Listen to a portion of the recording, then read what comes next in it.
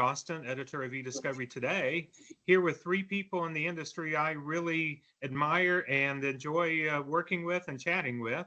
So we all decided to kind of put something together that we hope to do regularly, that is kind of a combination of AI and eDiscovery, that we will all have different perspectives from, because we have a press perspective, a provider perspective, law firm perspective, government perspective. So we really kind of hit all the marks here.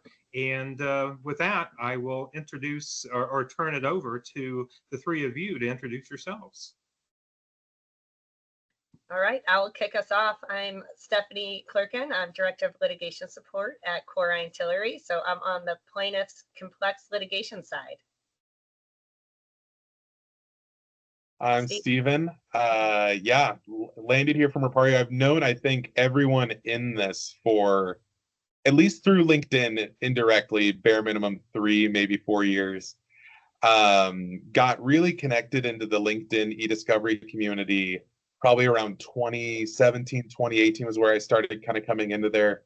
I got introed into eDiscovery at a young age and have enjoyed chatting with this group and looking forward to do it some more. Cool. I am Nick Wittenberg. I'm corporate counsel and senior advisor for legal technology and innovation at our media. Previously, I served as senior counsel at the White House Office of Science and Technology Policy. Really love this community, eDiscovery. I think in addition to LinkedIn, we've probably all met each other and the luminaries at the conferences, and we are in the depth of conference season. I won't be surprised if it's all AI. So looking forward to chatting this afternoon. Great. Well, since we already mentioned conference season, I know a couple of us on here at least just got back from ILTACon, which was in Nashville this year. It might have just became one of my favorite ILTACon locations. Largest, I will say, as well. But yeah, I know. So Stephen and I had lunch. Yep. Doug was a speaker, I believe. Nick just had FOMO on LinkedIn, I saw. But eFOMO. But, there we go. Yeah, just curious. I guess I'll start with Stephen, what was your experience this year, and how many have you been to too? I'm always curious how many people have attended. I think this is ILTA number 3 for me. I was late to add ILTA to the rotation. I've enjoyed it each time. So I've been, and I have to say Nashville is probably my favorite location. I'd have to agree there. My first one was National Harbor, which I love, but man, it's hot, and Florida's hot. So this was a nice change of pace. It was a little cooler. Got to visit with fun folks downtown. I mean, if you've been to the Strip downtown, I mean, it's just a blast. Missed karaoke this year, so that'll probably be my add-on for next year, is throwing a small karaoke party at one of the spots downtown. Well, it'll be at National Harbor next year. Doug, what about you?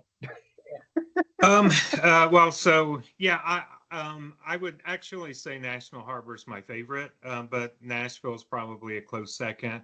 Definitely, both are way better than Disney World. I'm sorry, but just been just way too hot in Disney World, and too many movements between venues where you're having to get out in the heat. But yeah, Nashville is good. It's going to be next year. It'll be National Harbor, and then back to Nashville 2 more years, which are makeup years, from what I understand from a couple of the times when they couldn't do it. So yeah, get used to Nashville, because we'll be doing it there quite a bit. And jokes aside, Nick, what's like the best ILTA memory you do have? Yeah. So I went to National Harbor, and I've always kind of liked what Joy Heath-Rush and her team put on. And I think what I think the conversation that you guys all have and speak on panels and kind of push it. And I think if I've said about these conferences, it's the laboratories of democracy, where we kind of hit these tough issues, we talk about them, and I think sometimes demystify. But then, what does this mean? How do we handle this? So I think that's definitely one, just to catch up with people, because the National Harbor one, I think it was right out of the pandemic, and folks hadn't seen each other for 2.5+ years. So that's always a nice one. Where virtual is always great, but I think it's the in-person that's stickier, and really we can get down and just kind of see what are we doing now, how can we do it better. But yeah, super excited that's coming back my neck of the woods in the DC area at National Harbor. Biggest Oh, that's Tilticon nice ever, too. by the way, biggest Yeah, Tilticon that's ever true. in terms of attendance. Wow. And really, that seems to be a trend because we're seeing all the conferences get bigger because we don't have as many in-person opportunities anymore. So people are attending the conferences in more greater numbers. And then, of course, as you all know, there's always the numbers around the conference as well, not just the official attendees, but the people around doing the meetings and what have you. So yeah, I mean, this is one of the things that we're seeing is they're just getting bigger and bigger because we're getting those opportunities to go meet with people in person we don't normally get to, even our own teams in some cases that we don't get to meet with. So. And Nick, I know you were following online, so this question really is for everybody. What do you think was the best like session or topic? Because I mean, obviously AI is kind of dominating all of it, but what was the specific one that comes to mind? I'll throw out my own session because I spoke, which was a fun one because we talked about the after the gold rush and who's going to be the winners in AI from a financial standpoint. So we had a little fun with that and talked about kind of where AI is heading, what are some of the features we're seeing, how's it going to impact how people adjust their workflows, and we all made a bold prediction at the end, which was kind of fun. So my bold prediction was within 2 years. 50% of people who respond to the State of the Industry report survey that I do every year will say they use Gen AI on all to most of their cases. So that will be interesting to see if that happens because there still doesn't seem to be a lot of actual use based on this year's ILTACon. There still seems to be a lot of speculation, but we'll see if that's going to change. And that's a great point, Doug, because I sent everybody the article that Fortune put about how fake it till you make it. This is the greatest thing, or it's the biggest flop. But I think, the eDiscovery community has been using a lot of this. And I think we have a lot of actionable redactions, image, deep fakes, just a lot of things that we can line up. And the winners and losers, I think, are going to be respecting privacy and, that type of really key stuff in our industry. But I'm really excited about that prediction because the one thing that's kind of fun is AI is 7 years old, but I mean, geez, this past year and a half, too, has been flying about what's coming out. And we're, I think, a couple weeks away where Apple AI is going to be coming out. So we'll see, what that does, if that really gets more buy-in, because AI is nice because it's a kitchen table conversation. You don't have to be legal. You don't have to be techie. And that's kind of nice about this technology. Yeah. What about you, Steph? Yeah, so actually, instead of a session takeaway, it's actually the lack of session takeaway. And this is the first year at ILTACon. I think I might have done more impromptu meetings than ever before. I mean, I have my normal calendar of this is what I want to go session-wise, but if they were recorded and I had a chance to go back to the exhibit hall to finish the discussion, I took that opportunity more so this year than ever. And part of it was you got to kind of filter out the noise, but there were some people that had some really good use cases for AI that were more than just big picture. And a lot of it comes back down to, depo summaries. I feel like that's the kind of the gateway drug to get the rest of the, legal profession to start using it more, is seeing that capability. And a lot of times it's at a lower cost commitment or something that's easier to verify. So yeah, here you go. You already summarized this. Now let's see what AI does. Easy to compare. So I got some really interesting kind of, use case discussions out of it. And I mean, that's the whole point of conferences, is those type of discussions to me. Yes, educational sessions are great. And I was a coordinator for 2 years.